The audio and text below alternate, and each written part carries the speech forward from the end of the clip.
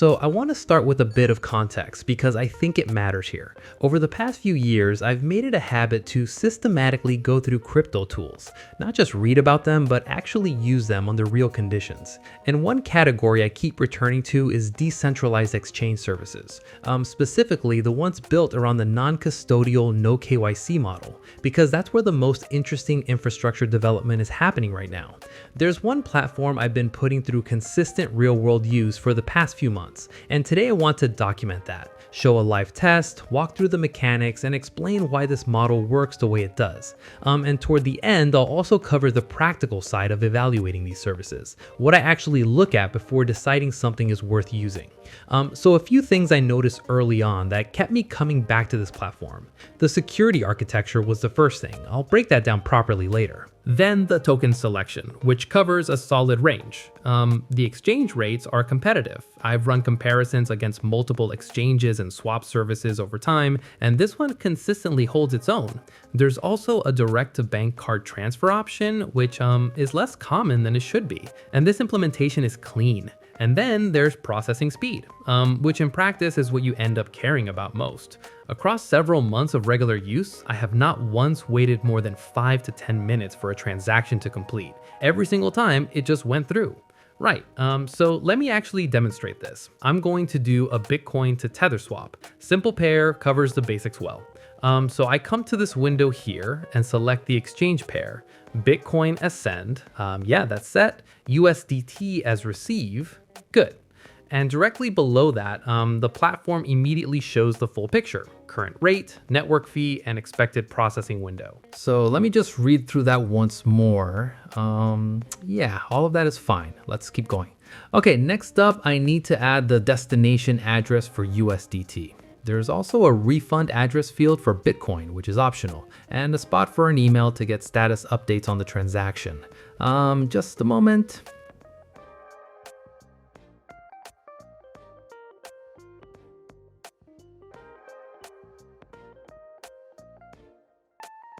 Okay, everything's in, moving to the next step. So here I have the full exchange details pulled up one final time. Everything's correct, yeah, except the privacy policy, and I'm clicking create order.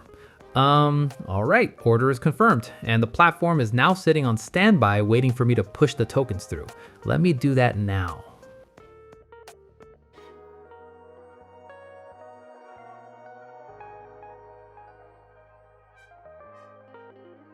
Okay, sent. Everything's been submitted on my end, and I'm pressing confirm. And there it is. Processing has started. The system is handling it automatically from here. A couple of minutes and USDT should arrive at my address. And while that's running, I actually want to use this time to explain what's happening structurally, because the non-custodial model is the whole point of why this works the way it does. So the core of it is this. At no stage in this process did the platform hold my funds. There was no deposit, no intermediate wallet, no moment where my tokens were sitting under someone else's control. I sent from my own wallet, the swap routed on chain, and the output is heading directly back to my address. The platform's role is to find and execute the route, not to take possession of anything. And that's fundamentally different from how a centralized exchange operates. There, the flow is account, KYC, deposit, and then you're essentially trusting that exchange with assets indefinitely. But non-custodial cuts all of that out. No data collected, no assets held, no exposure tied to the platform's own stability. Whatever happens to the service, the funds are never at risk because they were never in the service to begin with. And this brings me to something I consider just as important as the technical side, which is knowing how to tell a real platform from a fake one. Because after going through this space systematically for years, I can say with confidence that the problem is significant. So-called fake services are a consistent part of the landscape. They appear in organic search results, they get recommended in forums and communities, and some of them have enough surface polish that the red flags aren't immediately visible. Part of what makes this environment difficult is velocity. The pace of development in crypto means there's always new terminology, new concepts, new types of services, and that's That's exactly the kind of environment where something illegitimate can pass as cutting edge. This dynamic isn't exclusive to crypto, it's a pattern that shows up across the internet, wherever technical complexity meets low regulatory friction. So a few things I check without exception. Visual quality first. Platforms that aren't serious about what they're building almost always show it in the design. Inconsistencies, rough edges, elements that don't sit right. It's a surface level indicator, but it correlates strongly with deeper problems.